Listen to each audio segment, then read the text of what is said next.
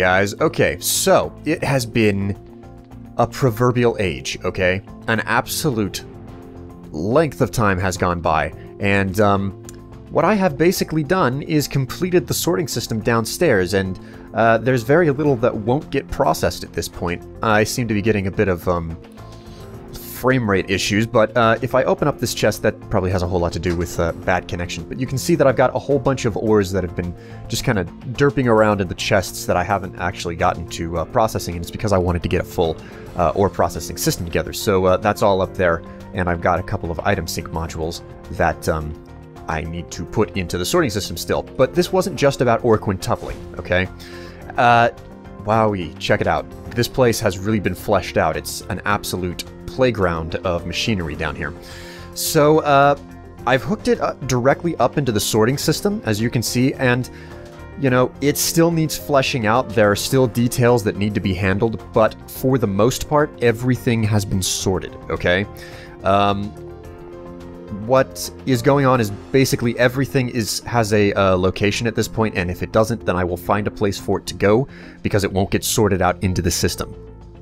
But suffice to say, what is going on is that things go into the drop chest, and if it can be quintupled or turned into 5 ingots, then it comes into this bank over here. Now, as I already showed you, I have the system by which I create sulfuric acid over here, starting right here. This chest is where sulfur is sorted out to, and it goes into these chemical oxidizers, and I've actually maxed out. I have full sulfur dioxide in these things.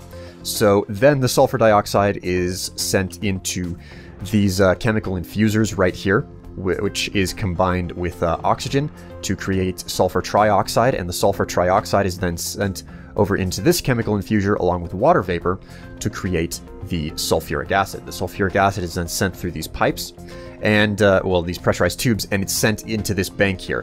Now this bank is full to the brim of basically redundant processes. It's the same block over and over and again. It's a chemical dissolution chamber which takes the sulfuric acid plus the ore, and it turns it into you know, the slurry, which is then washed over here and then crystallized right here.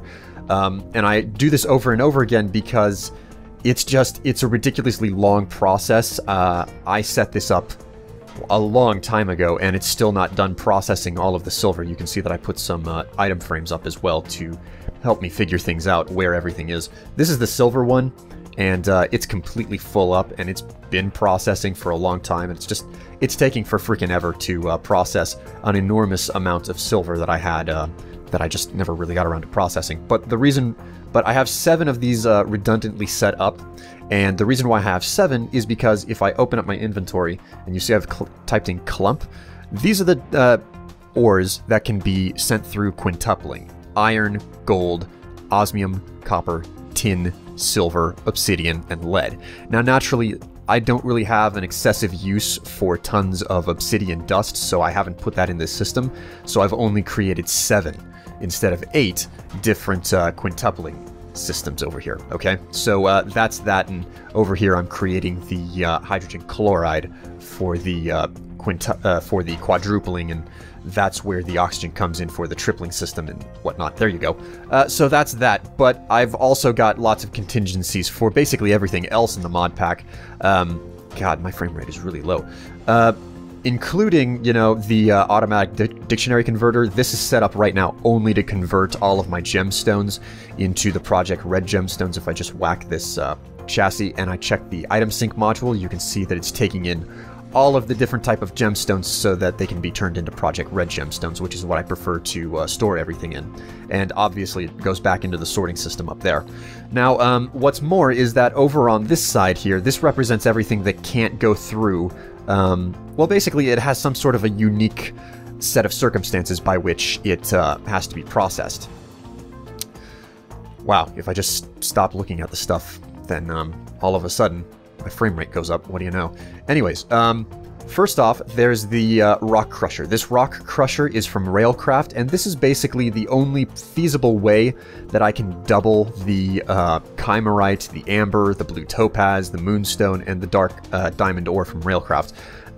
I don't know that I'm really going to use most of these magical resources, but at the same time, I really like them for what they can be as building materials, which is the reason why they're going through. And the rock crusher is about one of the only ways that you can circumvent the system by which the limitations of a lot of the magic ores not being able to be doubled. And I put this Mutatron, or muffler, this sound muffler over here, and if I just hit this, it's a note block surrounded by wool, and the note block is redstone surrounded by wood, and it just silences things. This thing makes a ridiculously annoying noise whenever it completes its crushing process. Moreover, though, over here, I've got a smelter, I've got an enrichment chamber, I've got an enrichment chamber followed by a smelter, and I've got a pulverizer over here. And this pulverizer right here is completely redundant. It's here just in case I get too many things going into this pulverizer, because, you know, pulverizers, they cannot be overclocked. So, see, it's still sorting through a whole lot of stuff. And the hopper on the side has a whole lot of stuff in it as well. So these pulverizers, they don't work too fast. This is one of the reasons that I'm not a big fan of thermal expansion machines.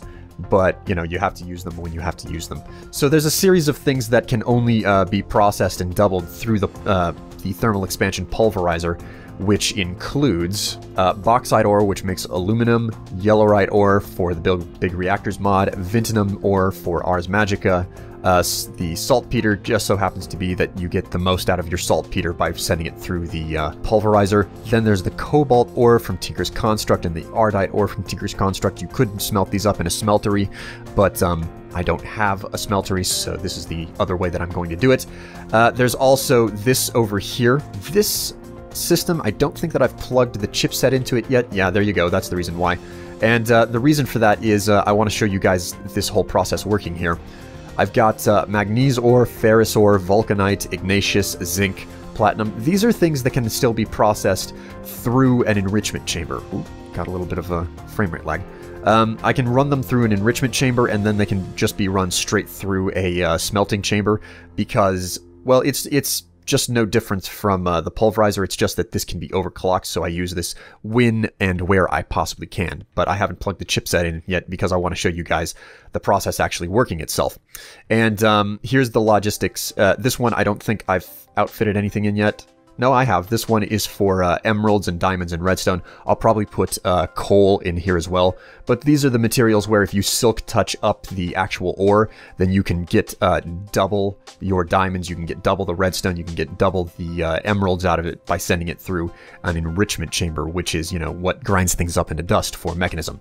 And then here on the end, this is the other one that I haven't outfitted yet. These are for the special nether ores, like lead and tin and ferrous. I know that copper and iron are also in there, but I don't have any nether copper or iron on me. I'll have to go to the nether to get my hands on those. But these ores, they have to be smelted first to turn them into normal ore from the overworld. And then, since they're normal ore from the overworld, they can just be sent back into the processing system to be, you know, quintupled. So if I had, you know, say one single iron ore from the nether iron ore, it would turn into 2 overworld iron ore, and then those 2 could be turned into 5 each, so 1 nether ore is in essence 5 iron ingots once sent through the quintupling system. But that's the whole deal there. So I'm just going to go ahead and check that I've got the right ones here. I'm going to go ahead and plug these in because things haven't been processed yet.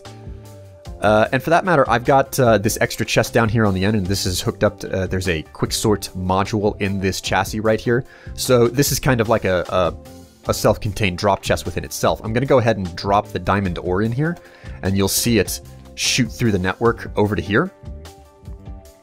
And it's just doubling those diamonds, and it's being shot back through the network, as you can see, going through the pipes and the system here. And you should be able to see it flying through the pipes somewhere. No, they are going through those pipes. Yeah, they're going. You can see them. They're swishing through those pipes straight up to my gems chest up there. I'm gonna have to turn them into diamond blocks soon because I'm actually getting so many diamonds out of this. I processed 4 stacks earlier and just... It's insane. And there's a lot left. But I'll go ahead and plug this one into there, and the ores are going to start requesting coming down the line this way. The nether ores that I have stored. Should see them soon. Takes a little bit for them to come down the network. Then I can plug this one in right here. And you should see the ores requesting and coming down the line in the opposite direction again for here. Yep, there you go. You can see some of the ores starting to come down the request line now. It's kind of graphically intense on the system because it has to render all these things running through the pipes, but the idea is not to have this entire large complex system working all the time. The idea is to only have it running when you really need it running, okay? So the main problem that I'm going to have with this right here is that I should probably have a buffer for it, because I'm going to need basically the ores that come out of there. A lot of them are going to go through the quintupling system here, and this quintupling system, well, you can only store 64 of anything in one of these dissolution chambers at once, and because it's backing up because of how long it takes to process everything, you know, it's just a little bit on the problematic side. So I'm either going to need to double my chemical crystallizers over here, or I'm going to need to put a buffer chest in here for things to hold that come out of the nether ores. But it looks like I've already processed through everything. Jeez. Yeah, you see it's got all the vulcanite here already, and it's processing through everything as fast as it can. Unfortunately, these machines don't auto-pull out of chests. If that was the case, I would do that. Let's turn item sort on there, because of how slow it's getting its items. The hoppers don't work phenomenally fast. What's going in here? Vulcanite ore. I'll go ahead and help it out just a little bit by manually dumping some of this stuff in there. There you go. So this is, but I mean, this is about as efficient as you can get, I think. I still have things to add to the filters, but you know, it's for the most part complete. I think the infrastructure is here and it's in place and it's here to stay, because I don't think that there's anything else for me to do to increase my yield from all the materials that I can mine up out of the world. So with this, I've really much completely maxed out ore processing and any type of mining that I do. From here on out, it's all about researching any type of tech that I could potentially need, you know, improving the platform and Strife solutions as it exists around the tower. You know, at this point, it's not so much about getting my hands dirty as much as it is looking to the future and what type of advanced technology I can make. So, yeah, guys, this has been another episode of Strife Solutions here on the Yogscast server. I'm, of course, William Strife. Thanks for watching, or quintupling, basically doubling and tripling anything at all that I can possibly triple or double or quintuple. I've got it finished, you know, and I've still got more room in this basement, as you can see behind me here, to potentially improve the sorting system if I see so fit later in the future. But yeah, this has been another episode of Strife Solutions. Massive improvements to the facility this time around. I'll see you in another episode another time, and we'll see what else I can do to make Strife Solutions even that much better. But until next time, guys, bye!